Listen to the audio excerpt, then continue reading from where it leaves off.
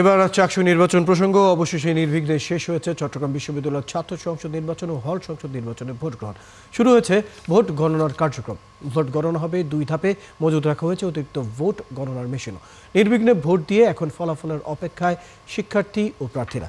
এ বিষয়ে আরো খবর জানাতে আমাদের সাথে যুক্ত হচ্ছেন আমাদের সহকর্মী মাহফুজ শুভ্র।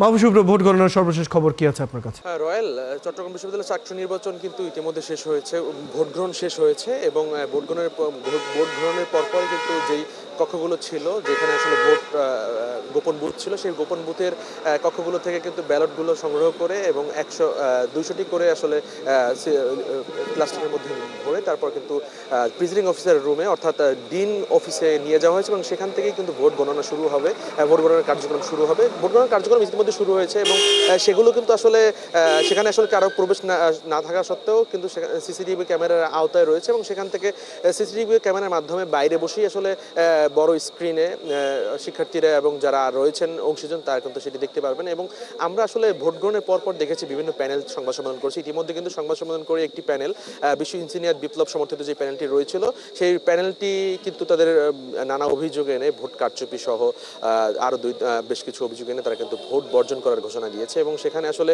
আমরা দেখেছি তারা যেটি বলতে চেয়েছিল যে অমোচনীয় কালির যে ব্যবহার, তাছাড়া হলো ভোট কেন্দ্রে শিক্ষার্থীদের ভোট কেন্দ্রে ব্যালট পেপারে প্রিজাইডিং অফিসারের সই না করার 12টি পেপার ছিল, সেই অভিযোগটি তারা এনেছে। যে তো তো সেই অভিযোগ নিয়ে এই সব আসলে কয়েকটি অভিযোগ নিয়ে 10টি অভিযোগের কথা তারা জানিয়ে তারা কিন্তু তাদের ভোট বর্জন করেছে এবং আমরা দেখেছি এরপরে কিন্তু আরও 2-1টি প্যানেল তারা সংবাদ সম্মেলন করেছে। সংবাদ সম্মেলন করে একই অভিযোগ কিন্তু তারাও দিয়েছে। পাশাপাশি আমরা এখন আসলে দেখছি যে শিবির সমর্থিত যে প্যানেলটি রয়েছে সম্প্রীতি শিক্ষার্থীদের জোট, তারাও সংবাদ সম্মেলন করে অমোচনীয় কালি ব্যবহার সহ বিবিএ অনুষদের যেই ভোট কেন্দ্রটি রয়েছে সেই কেন্দ্রে একটি ভোটের আসলে জাল ভোট হওয়ার অভিযোগও কিন্তু তারা করেছে। সেই জাল ভোটটি হলো যে একজন শিক্ষার্থীর ভোট আরেকজন দিয়েছে, তো পরবর্তীতে যখন প্রকৃত শিক্ষার্থী ভোট দিতে এসেছেন তিনি এসে দেখেন যে তার আসলে ভোট ইতিমধ্যে দেওয়া হয়েছে। এরকম একটি ঘটনা কিন্তু ঘটেছে। এর পাশাপাশি আরও বেশ কিছু নিরাপত্তাজনিত কিছু অভিযোগ তারা এনে তারা কিন্তু সংবাদ সম্মেলন করছে ইতিমধ্যে আমরা দেখতে পাচ্ছি। পাশাপাশি শিক্ষার্থীদের পক্ষ থেকে তেমন কোনো অভিযোগ নেই, তারা কিন্তু উচ্ছ্বাসিত। তারা বলছে যে নির্বিঘ্নে নিরাপদে এবং নিরাপত্তার সাথে ভোট গ্রহণ করা হয়েছে এবং শিক্ষার্থীদের সাথে আমরা কথা বলেছি, তারাও বলেছেন যে শিক্ষার্থীরা যেমনটি বলেছেন যে তারা দীর্ঘ 35 বছর পর ভোট দিতে পেরে তারা আনন্দিত।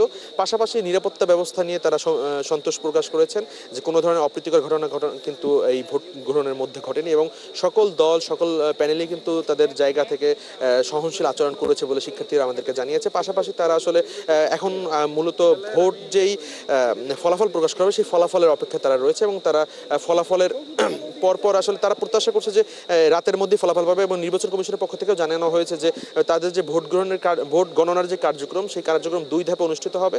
2টি ধাপে ভোট গণনার কার্যক্রম চলবে এবং সেই 2টি ধাপের ফলাফলের যখন মিল হবে তখন তারা আসলে ফলাফল প্রকাশ করবে এবং তারা যেমনটি জানিয়েছে 6 থেকে 7 ঘন্টার মধ্যে আসলে তারা তাদের যেই কার্যক্রম ভোট যেই ফলাফল সেটি আসলে চলে আসবে। মাহফুজ শুভ্র, ধন্যবাদ। আপনি খবর রাখতে থাকুন, প্রয়োজনে আবার আপনার সাথে আমরা যুক্ত হব ফলাফলের খবর নিয়ে। দর্শক, আমাদের সাথে চাকসু নির্বাচনের প্রসঙ্গে নিয়ে যুক্ত ছিলেন মাহফুজ শুভ্র। সেখানে সারা দিনের ভোট শেষে এখন গণনা চলছে, শীঘ্রই ফলাফলের ব্যাপারেও আমরা জানতে পারবো।